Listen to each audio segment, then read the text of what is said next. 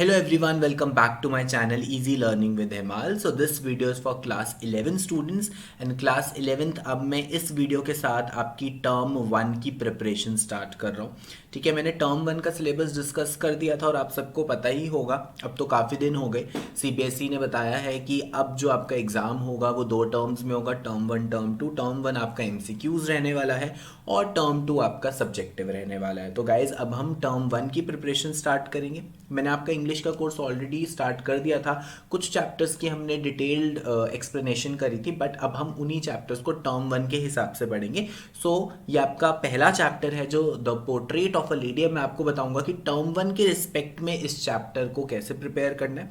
तो अगर आपको बाकी लेक्चर्स देखने हैं राइटिंग सेक्शन के और डिटेल्ड एक्सप्लेनेशन वाले चैप्टर्स देखने हैं तो डिस्क्रिप्शन बॉक्स में लिंक है, वो लिंक क्लिक करके आपको सारे चैप्टर्स मिल जाएंगे। और सेकेंडली गाइज, अगर आपको सिलेबस पता करना है कि इंग्लिश का सिलेबस क्या है, तो सिलेबस की भी मैंने वीडियो अपलोड करी थी फ्यू डेज बैक, तो उसका लिंक भी डिस्क्रिप्शन बॉक्स में आपको मिल जाएगा। तो चलो अब हम स्टार्ट करते हैं portrait of a lady with respect to your term 1। अब टर्म 1 के हिसाब से बहुत इंपॉर्टेंट है शॉर्ट नोट्स पढ़ना, क्योंकि ऑब्जेक्टिव क्वेश्चंस आएंगे और उसके साथ एमसीक्यूज पढ़ना। तो मैं आपको सबसे पहले शॉर्ट नोट्स पढ़ाऊंगा, पूरे चैप्टर में जो जो इंपॉर्टेंट चीज़ें हैं, ठीक है, वो डिस्कस करूंगा और फिर उससे रिलेटेड हम एमसीक्यूज करेंगे। अगर लाइन बाय लाइन एक्सप्लेनेशन देखनी है चैप्टर की तो आपको डिस्क्रिप्शन बॉक्स में प्लेलिस्ट में मिल जाएगा। तो चलो स्टार्ट करते हैं शॉर्ट नोट्स। ठीक है, शॉर्ट नोट्स बहुत इंपॉर्टेंट है क्योंकि एमसीक्यूज कहीं से भी आ सकते हैं। ठीक है, तो सारी चीज़ें मैंने यहाँ पे हाईलाइट करी है। स्टार्ट करते हैं। तो सबसे पहले अगर मैं इस चैप्टर की बात करूँ so it is a autobiography जो खुशवंत सिंह ने लिखी है। मतलब खुशवंत सिंह इसके ऑथर है और वो अपनी ही स्टोरी बता रहे हैं, that is why it is autobiography.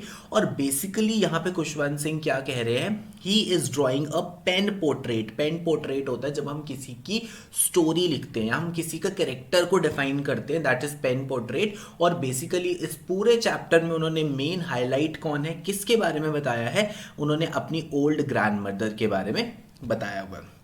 तो सबसे पहले हम क्या करेंगे, ऑथर्स ग्रैंड मदर के बारे में पढ़ेंगे। तो मैंने चैप्टर को कुछ कुछ सेगमेंट्स में डिवाइड कर दिया। तो फर्स्ट सेगमेंट है कि ऑथर की ग्रैंड मदर के ऊपर कोई क्वेश्चन आ सकता है, तो सारे इंपॉर्टेंट पॉइंट्स पढ़ लेते हैं about author's grandmother. The thought of grandmother being young and pretty was almost revolting to him. तो ये बहुत इंपॉर्टेंट लाइन है। ठीक है, तो चैप्टर की स्टार्टिंग में ही जो खुशवंत सिंह है वो ये बोलते हैं कि उनके लिए ये बिलीव करना बहुत मुश्किल हो जाता है। ऑलमोस्ट रिवोल्टिंग टू हिम का मतलब है हमेशा से उन्होंने अपनी ग्रैंड मदर को ओल्ड और रिंकल्ड ही देखा है। ठीक है, बचपन से उनके दिमाग में ग्रैंड मदर की एक ही इमेज है कि वो ओल्ड ही हैं, वो रिंकल्ड ही हैं। तो उनके लिए इमेजिन करना कि वो अपने यंग एज में काफ़ी प्रिटी थी या वो एक टाइम पे यंग भी थी, तो वो काफ़ी ज़्यादा मुश्किल हो जाता है इमेजिन करना, क्योंकि दूर दूर तक वो कभी सोच नहीं सकते, क्योंकि उनके माइंड में अपनी ग्रैंड मदर की इमेज कैसी है, ओल्ड। ठीक है, ओल्ड एंड रिंकल्ड, मतलब उन्होंने देखा ही अपनी ग्रैंड मदर को इस तरीके से है कि इमेजिन करना कि वो कभी प्रिटी थी, यंग थी, उनके लिए काफ़ी मुश्किल हो जाता है। सेकेंड थिंग, अब यहाँ पे ग्रैंड मदर को डिस्क्राइब किया है, वो शॉर्ट थी, फैट थी, स्लाइटली बेंट, थोड़ा सा झुक के चलते हैं ना जैसे बुजुर्ग लोग, तो वो वैसे चलती थी। ठीक है, criss cross of wrinkles, obviously she was old, तो उनके चेहरे पे रिंकल्स थे। सिल्वरी वाइट हेयर, ठीक है, वाइट हेयर थे और सिल्वर कलर के, मतलब थोड़े शाइनी वाइट हेयर थे उनके। Then one hand resting on her waist to balance, तो एक हाथ उनका हमेशा उनके वेस्ट पे रहता था क्योंकि वो अपने बॉडी को बैलेंस करती थी। और जो दूसरा हैंड था, other hand busy in her rosary. Rosary होता है माला, जैसे माला जपते हैं तो वो हमेशा इनऑडिबल प्रेयर, मतलब अपने ही मन में प्रेयर्स बोलती रहती थी और दूसरे हाथ में उनके रोजरी माला रहती थी। हर लिप्स मूव्ड कॉन्स्टेंटली, कि जब भी खुशवंत सिंह अपनी ग्रैंड मदर को देखते थे वो प्रे करती रहती थी। इनऑडिबल मतलब सुनाई नहीं देता था वो क्या बोल रही हैं, बट मन में ही वो प्रे करती रहती थी, उनके लिप्स मूव करते रहते थे। ठीक है, तो यहाँ पे मैंने ये चीज़ें ब्लैक में मार्क कर ली हैं जो जो इंपॉर्टेंट है, इनऑडिबल प्रेयर सॉरी। अब आगे बात करते हैं authors childhood with his grand mother. अब हम डिस्क्राइब करेंगे कि ऑथर का चाइल्डहुड कैसा था उनकी ग्रैंड मदर के साथ। बोथ वर गुड फ्रेंड्स, दोनों काफी अच्छे दोस्त थे, बिल्कुल फ्रेंड्स की तरह रहते थे। His mother left him with her when they move to the city. His mother and father मैं यहाँ पे ऐड करूंगा, उसके पेरेंट्स जब सिटी में मूव हो गए तो उन्होंने ऑथर को उनकी ग्रैंड मदर के साथ छोड़ दिया। तो बचपन में ऑथर ने सबसे मैक्सिमम टाइम जिनके साथ स्पेंड किया वो उनकी ग्रैंड मदर थी। She took care of all his needs, तो सारी चीज़ों का ध्यान ग्रैंड मदर रखती थी क्योंकि वो उन्हीं के साथ रहते थे। She use to wake him up and get him ready to school, तो वो उनको सुबह उठाती थी और स्कूल के लिए तैयार भी करती थी। The author listen to her prayers because he loved her voice, तो जब भी वो उनको स्कूल के लिए तैयार कर रही होती थी तो वो प्रेयर बोलती रहती थी, ठीक है। और वो इसलिए बोलती थी जिससे कि ऑथर को वो लर्न हो जाए। बट ऑथर सिर्फ इसीलिए उनकी प्रेयर सुनता था बिकॉज ऑथर को उनकी वॉइस पसंद थी, but never bother to learn them. उन्होंने कभी कोशिश नहीं करी कि ग्रैंड मदर की मैं प्रेयर्स याद करूं, बस उनको उनकी वॉइस पसंद थी, उनके ग्रैंड मदर के साथ रिलेशन इतना अच्छा था कि उनको उनकी आवाज़ सुनना अच्छा लगता था। They use to leave school along with, अब देखो ये कुछ इंपॉर्टेंट चीज़ें कि जब वो दोनों स्कूल के लिए निकलते थे तो वो क्या क्या चीज़ें उनके पास होती थी। एक वुडन स्लेट, ठीक है, अर्दन इंक पॉट, ये सब ऑथर को अपने स्कूल के लिए चाहिए था, और स्टील चपातीज जो वो रास्ते में डॉग्स को डालती थी, ठीक है, जैसे पुरानी चपातीज होती हैं, ठीक है, वो स्ट्रीट डॉग्स को खिलाने के लिए वो ये सब अपने साथ लेकर जाते थे। She accompanied him to school as it was near to the temple. अब वो क्यों जाती थी ऑथर के साथ स्कूल तक, बेसिकली क्या था, वो ऑथर को स्कूल में छोड़ देती थी और स्कूल के साथ ही टेम्पल था, तो वो वहाँ पे टेम्पल में बैठती थी, वहाँ पे पूजा पाठ करती थी, और जब ऑथर की छुट्टी हो जाती थी तो दोनों वापस इकट्ठे आते थे। अब बात करेंगे third segment of the chapter, the turning point in their relationship, कि उनके रिलेशनशिप में टर्निंग पॉइंट कब आया।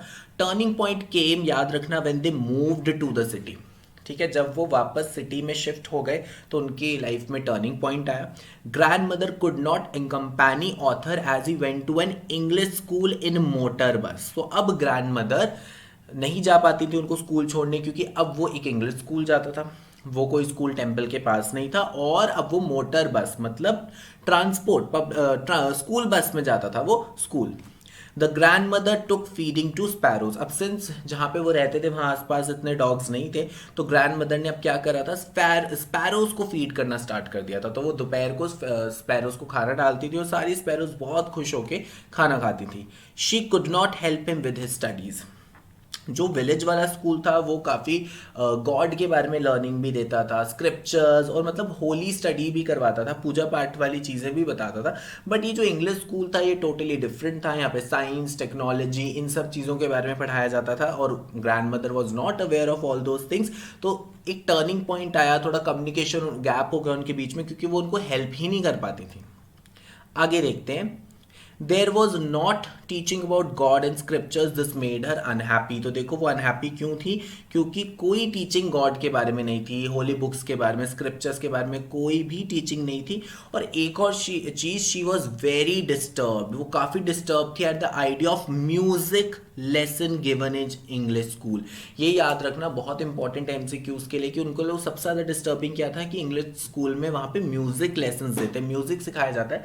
तो ये ग्रैंड मदर की ऐसी सोच थी, उनके अकॉर्डिंग जो म्यूजिक था वो जेंटल लोगों के लिए नहीं होता, वो बेगर्स वगैरह के लिए होता है। तो ग्रैंड मदर को बिल्कुल भी अच्छा नहीं लगता था कि उनके ग्रैंडसन को उनके स्कूल में म्यूजिक सिखाया जा रहा है। अब देखो, common link of friendship get snapped, snapped होता है खत्म हो जाना। अब उनकी कॉमन लिंक जो था फ्रेंडशिप का वो खत्म हो गया। कैसे हुआ? The author went to university and was given his own room, जब ऑथर अपनी यूनिवर्सिटी में गया तो उसको एक अपना सेपरेट रूम मिल गया। पहले दोनों एक ही रूम में रहते थे बट अब ऑथर को अपना सेपरेट रूम मिल गया। She accepted her loneliness, but grand mother was a very strong woman, वो काफ़ी स्ट्रांग थी, उन्होंने एक्सेप्ट कर लिया अपनी लोनलीनेस को। She set spinning the wheel and reciting her prayers, तो वो क्या करती थी, व्हील स्पिन करती थी, ठीक है, चरखा चलाना, और उसके साथ साथ अपनी प्रेयर्स बोलती रहती थी। In the afternoon she use to feed sparrows, और इनकी डेली रूटीन थी आफ्टरनून में वो स्पैरोज को फीड करती थी। It was a happiest hour of a day, तो याद रखना ग्रैंड मदर का happiest hour of the day क्या था सिटी में, दैट इज आफ्टरनून टाइम, जब वो स्पैरोज को फीड करती थी। Author leaves for higher studies, तो अब क्या होता है, ऑथर हायर स्टडीज के लिए चला जाता है। He decided to go abroad for higher studies for 5 years, तो वो डिसाइड करता है कि 5 years के लिए वो अब हायर स्टडीज के लिए जाएगा।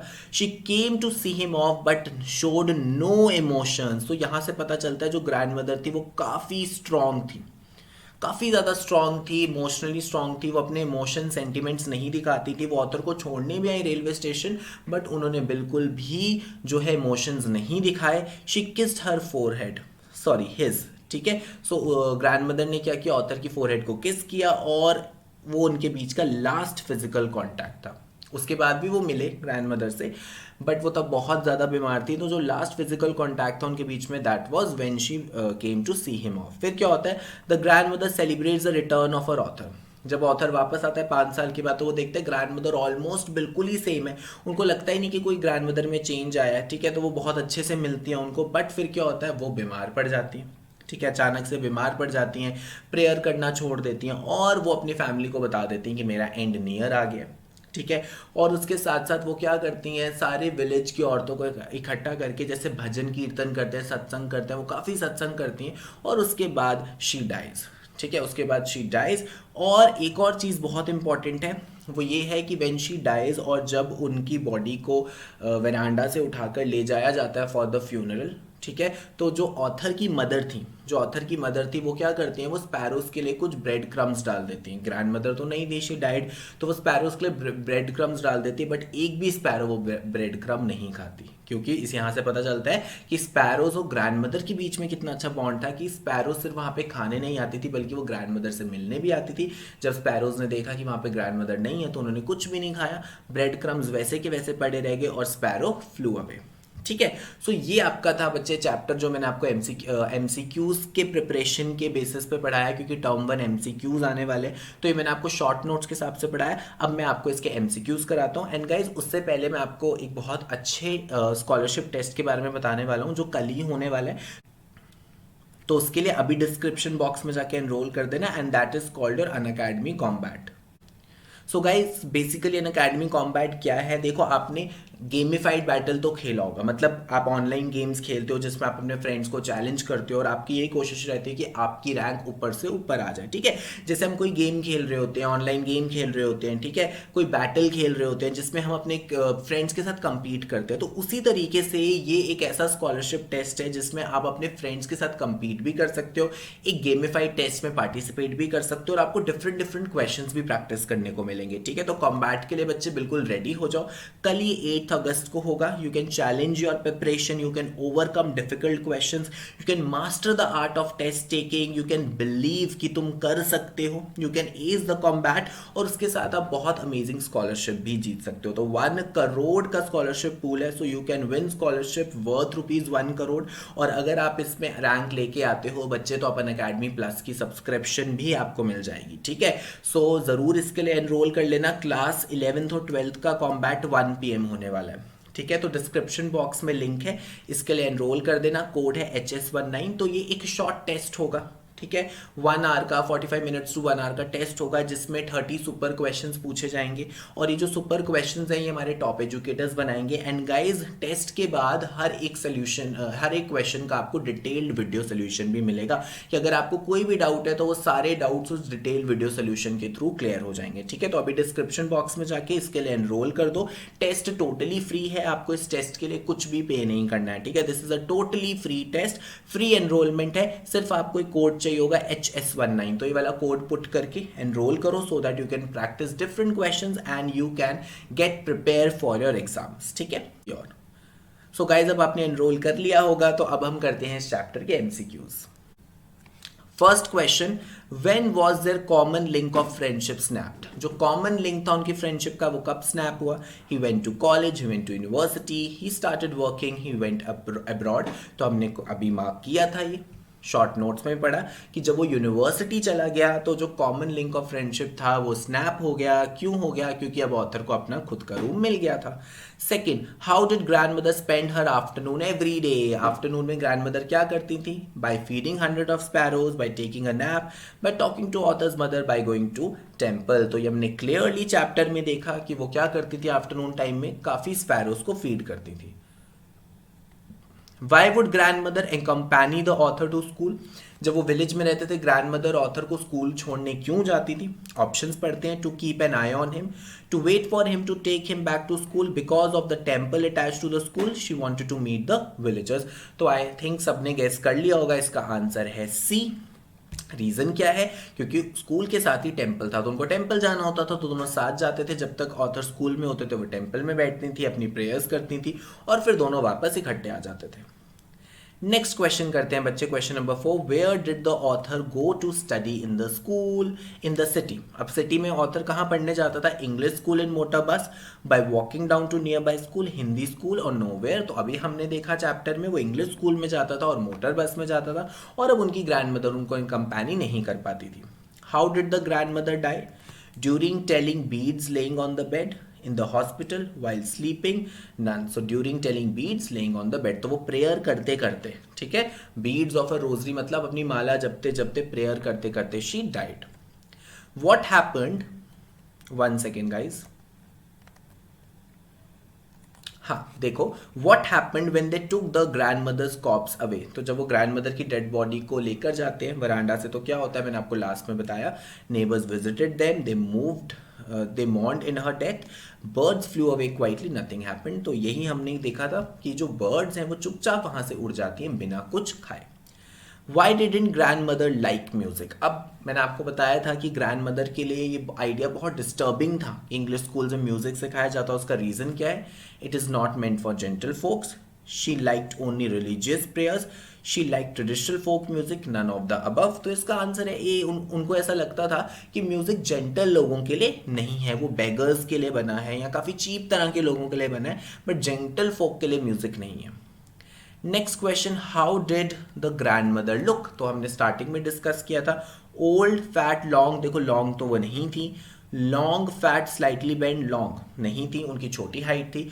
ओल्ड शॉर्ट स्लाइटली बेंड, देखो ये बिल्कुल सही है, ओल्ड शॉर्ट स्लाइटली बेंड। यहाँ पे स्लाइटली बेंड है, फैट है, बट ओल्ड नहीं लिखा हुआ, इसलिए सी ऑप्शन बिल्कुल करेक्ट है, क्योंकि तीनों चीजें बिल्कुल ही उनके बारे में करेक्ट डिस्क्राइब की गई है। How do you feel about the character of grand mother in the chapter. ये बहुत इंपॉर्टेंट है, इसमें बहुत कंफ्यूज हो गए, क्योंकि आप बोलोगे वो लविंग भी थी, वो केयर फ्री भी थी, इमोशनल तो आप बोल दोगे नहीं थी, वो अपने इमोशंस छुपाती थी, बट मेन चीज़ क्या पोर्ट्री हुई इस पूरे चैप्टर में कि वो काफ़ी स्ट्रांग थी। जब वो ऑथर को छोड़ने भी आई, उन्होंने कोई इमोशंस नहीं शो किए। जब ऑथर को अपना रूम भी मिल गया, उन्होंने अपनी लोनलीनेस को एक्सेप्ट कर लिया। तो यहाँ से पता चलता है कि वो काफ़ी स्ट्रांग लेडी थी। तो याद रखना, इस तरह से आपको एनालाइज करना आना चाहिए चैप्टर का हर एक कैरेक्टर को। Who is the author of the portrait of a lady. Last question काफ़ी इंपॉर्टेंट है, ऑथर पूछा जाता है, तो याद रखना खुशवंत सिंह ऑथर थे।